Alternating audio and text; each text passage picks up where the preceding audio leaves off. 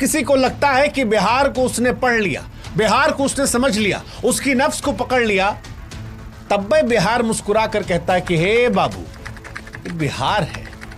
इतना आसानी से बिहार और बिहारी को कैसे प्रेडिक्ट कर सकते हैं? बिहार के लोगों ने बिल्कुल गर्दा उड़ा दिया है। बिहार में खाली एक ही चीज है जो आप प्रेडिक्ट कर सकते हैं कि जहां होंगे नीतीश कुमार, उसी गठबंधन का बन जाएगा सरकार। बाकी कुछ प्रेडिक्टेबल नहीं है। और देखिए ना, इस बार यही हुआ। छपरा से लेकर पटना तक छप्पर फाड़ के वोट पड़ा है। एनडीए वालों ने धागा खोल दिया है।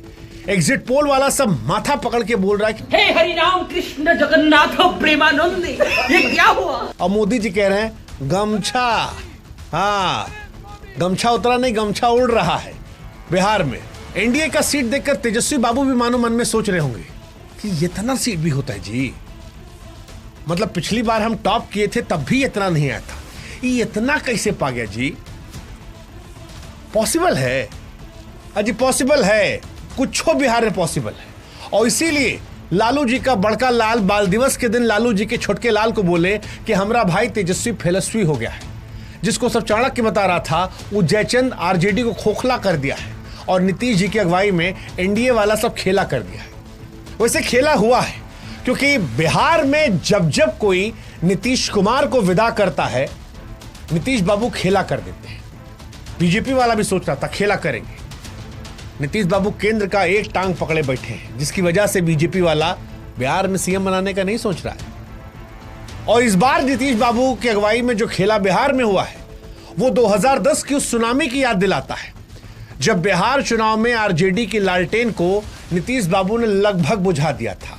आरजेडी वाला 22 पर सिमट गया था।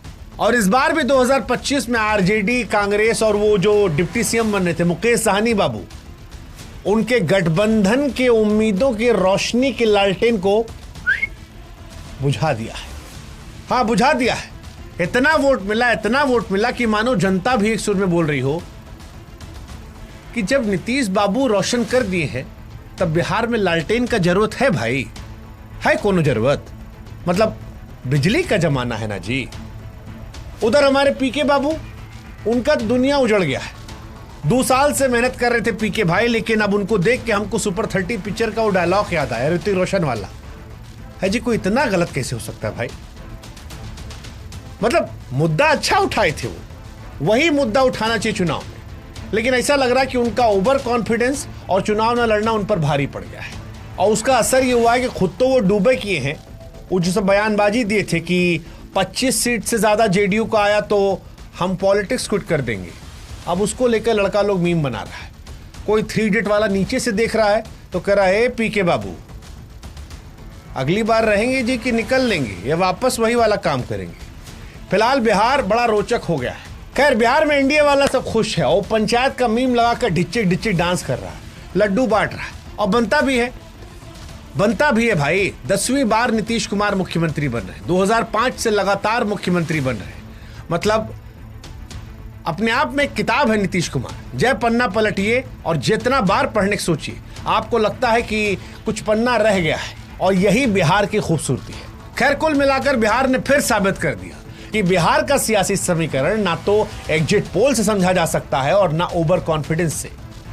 और इसीलिए वो गाना बना था, आइए ना हमारा बिहार, आइए ना हमारा बिहार।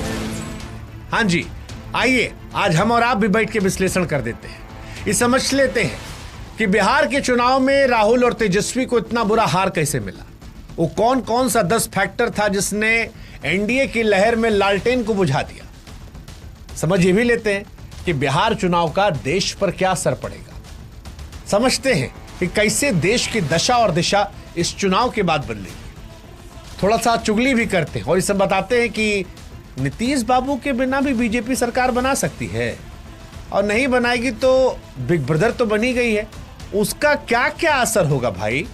हाँ, मतलब बिग ब्रदर तो है ना बीजेपी के पास ज्यादा वोट है, नीतीश जी के चेहरे पे लड़ी है। फेयरवेल नीतीश जी को मिला है या ये मोदी जी को वोट मिला है? किसका वोट था भाई ये? और ये जो 10,000 रुपए महिलाओं को दिए गए थे, क्या यही स्कीम अब आने वाले हर चुनाव में जीत की चाबी है। एनडीए जीती कैसे? क्योंकि जो मैंडेट आया है, सच कहें तो उसने सारे एग्जिट पोल को ध्वस्त कर दिया है। सच कहें तो उसने नेताओं को भी यह समझा दिया है कि यार उम्मीद से परे है। मतलब 2024 के चुनाव में बीजेपी की बैंड बज गई थी, 240 पर सिमट गई थी, 400 का ख्वाब देखने वाली बीजेपी।